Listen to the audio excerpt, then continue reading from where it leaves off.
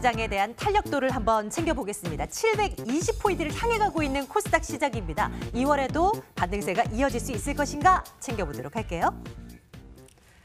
네, 오늘은 KTB 투자증권 김재윤 연구위원과 함께 이 코스닥 시장에 대한 또 스몰캡 업체들에 대한 이야기를 좀 나눠보겠습니다. 어서 오세요, 위원님. 네, 안녕하세요. 예, 안녕하세요. 일단은 뭐 큰 그림부터 좀 그려주실까요? 1월이 네. 생각보다 강했어요. 지나고 나니까 네, 1월 연초 랠리 화끈했네? 이런 생각이 네. 들 정도였습니다. 2월에도 이거 좀 이어질 거라고 보세요? 네, 사실 연말에 1월 달 좀 걱정이 좀 많이 그쵸? 있었긴 했었는데 예, 이런 예. 좋은 모습 보이면서 2월도 사실 뭐 나쁘지 않은 모습은 보일 수 있을 것 같아요. 그렇게 이제 보는 이유는 일단 미중 무역 분쟁 이슈가 큰 리스크 없이 마무리가 되고 있는 상황이고요. 그리고 이 작년 연말 사실 걱정했던 건 경기 둔화 우려도 있었지만 일단 두 번째가 그 주도 섹터 부재가 좀 우려였습니다. 그렇지만 지금 1월 들어서면서 이 IT 장비주가 좀 새롭게 부각이 되고 있고 그리고 여전히 수소차 쪽이 이제 좋은 모습을 보이면서 이런 새롭게 부각받는 섹터가 등장하면서 코스닥 지수를 좀 안정적으로 좀 가져가는 것 같아요. 하지만 이제 2월 달을 좀 보자면은 이런 상승세가 아직 반등 초입 구간이기 때문에 계속 좋은 모습을 보일 수 있을 것으로는 보지만 강한 상승세를 좀 보기는 어렵다고 보는 게 아직 경기 둔화 우려 이슈가 좀 남아 있는 상황이기 때문에 강한 상승세를 좀 기대하기는 조금 힘든 상황 아닌가 이렇게 보고 있습니다. 방향은 위로 네, 하되 맞습니다. 강하게보다는 조금 올라가는 그런 그림을 네. 그리고 계신 거군요. 네, 천천히 우상향하는 그림이 되지 않을까 보고 있습니다. 네. 말씀 뭐 잠깐 주셨지만 네. 시장이 뭔가 조금 올라가고 있는 듯한 느낌은 드는데 네. 어느 쪽으로 가담을 해야 될지는 참 어려운 숙제인 것 같아요. 그러니까 네. 제약바이오주들 이제 집중을 해야지라고 하던 찰나에 모두 와르르 무너져 버리고요. 네. 이제 뒤늦게 수소차가 보이는데 수소차는 이미 날아가 버렸고 네, 남북 경협주들 좀 어려 보이고 막 이렇습니다. 네, 맞아요. 어떤 업종, 뭐 어떤 섹터들이 좀 주도를 하게 될까요? 사실 제가 앞서서 수소차 쪽도 말씀을 드리긴 했지만 네. 일단 물론 앞으로 더 상승할 수 있을 수는 있지만 말씀해 주신 것처럼 상승폭이 이미 좀 많이 높아졌기 맞아요. 때문에 네. 수소차를 이렇게 따라잡기는 조금 무리가 있는 실정이라 새로운 좀 섹터를 좀 찾아봐야 될 것 같아요.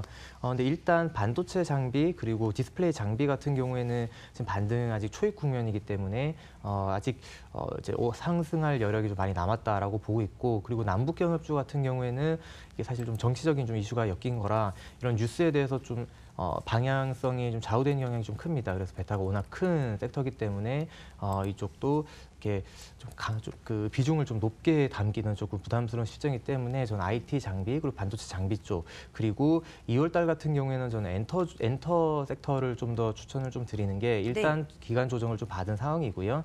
그리고 일단 어제부터 좀 반등이 좀 나왔고 그리고 기관 매수세가 지금 새롭게 다시 들어오는 시점이기 때문에 엔터주들 올해 연간으로도 좀 좋은 모습 기대가 되지만 2월 달도 좀 좋은 모습 기대가 되기 때문에 새롭게 좀 시작하는 섹터로 엔터주를 좀 추천드립니다. 뭐 IT 장비도 그렇고 엔터주도 그렇고 딱 뭐 섹터 얘기를 했을 때 우리가 생각나는 그런 네. 뭐 좀 대형 업체라고 할까요? 그 안에서도 뭐 그런 쪽으로 한번 관심을 가져보면 괜찮을까요?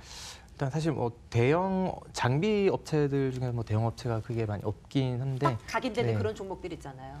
제가 조금 더 들어간다면 한 시총으로 그냥 말씀을 드리면은 일단 1,000억에서 한 2,000억 정도 사이 되는 그런 장비주들 전 추천을 드리는 게 일단 이미 3,000억 이상 1조 이하로 올라오는 장비주들 같은 경우에는 업사이드가 크지 않을 수 있기 때문에 오히려 좀 맞습니다. 제가 스몰캡 담당해서 드릴 말씀은 아니고요. 1,000억에서 2,000억 사이 그런 업체들이 수주를 받았을 때 업사이드가 좀 더 높을 수 있다라고 보고 있습니다. 네, 좋습니다.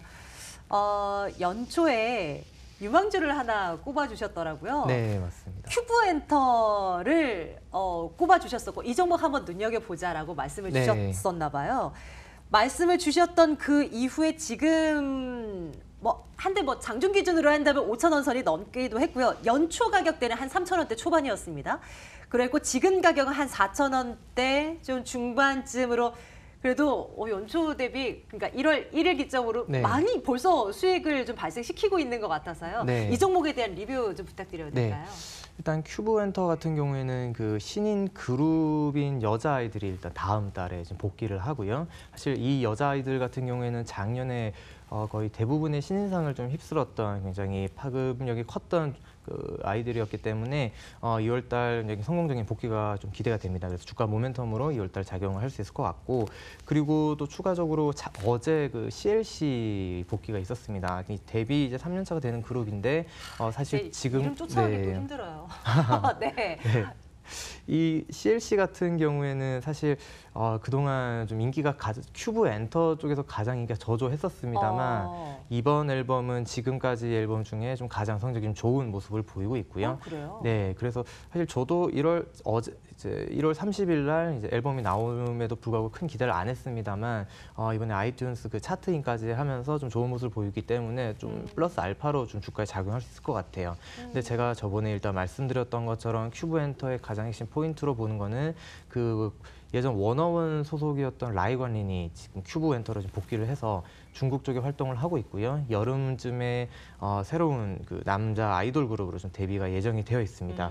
그래서 라이관린 같은 경우에 중국에서 워낙 인기가 많고 이 친구가 그 대만 국적이기 때문에 사실 중국에서 활동이 제약이 없습니다. 그래서 한알령이랑 전혀 상관없이 돈을 벌 수 있는 구조이기 때문에 큐브 엔터는 일단 이번 1월 달에 CLC가 성공적으로 이제 복귀를 했고 2월 달에 여자아이들이 성공적으로 복귀를 할 거고 여름에는 좀 블록버스터를 할 수 있는 라이건이 복귀가 좀 예정이 되어 있기 때문에 연간으로 계속 좋은 모습 보일 수 있을 것 같아요. 블록버스터급의 또 네.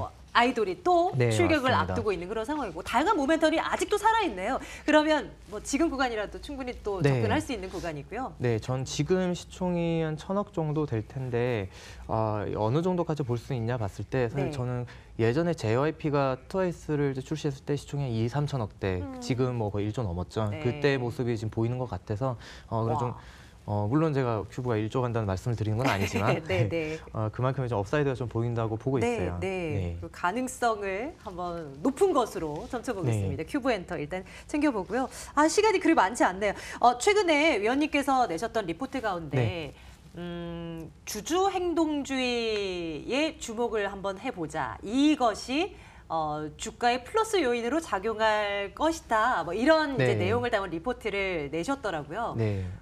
주주 행동주의라 하면 뭐 스튜어드십 코드 관련한 이야기인가요? 좀 설명을 좀 해주세요. 네, 일단 주주 행동주의라고 하자면 과거에는 이제 엘리엇이 이제 또 우리나라에 들어와서 기업들에 대해서 이제 주주 행동주의적 투자를 했었고, 느낌을 확 네, 불어넣었었죠. 맞습니다. 네. 소버린도 SK 쪽에 이제 들어와서 투자를 했었는데 과거 같은 경우에는 이런 주주 행동주의 투자자들이 사실 국민들이나 다른 국내 기관 투자자들에게 이런 우호적인 의견을 받지를 못했었습니다. 왜냐하면 기업 사냥꾼이라는 이미지가 강했기 때문인데 그런데 지금 이번 한진그룹과 KGCI의 이제 대결 같은 경우에는 사실 국민들의 여러 여론이나 KGCI의 손을 좀 많이 들어주고 있는 게 사실 한진과의 갑질 이슈랑 좀 겹치면서 주주 비친화적인 정책까지도 좀 겹치게 되었죠. 이런 것들 때문에 이러한 주주 비친화적인 행위 자체를 알파 수익률로 보고 이런 걸 해소가 된다면 주가가 오를 수 있다. 이런 게 주주 행동주의 관점이고요.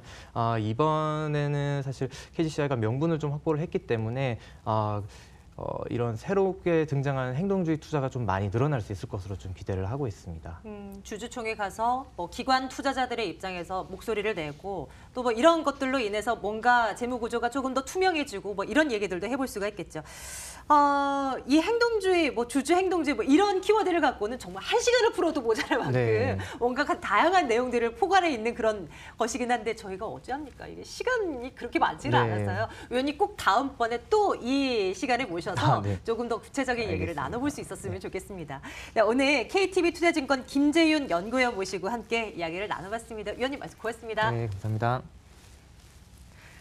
자, 마케돈 2부 함께 하셨습니다. 뭐 지금도 코스피, 코스닥 모두 강보합선 가리키고 있는 상황이네요. 출발 분위기 챙겨드렸고요. 끝까지 MTN과 함께 하시면서 대응 전략 잘 마련해 나가시기 바랍니다. 이상 박수현이었습니다. 고맙습니다.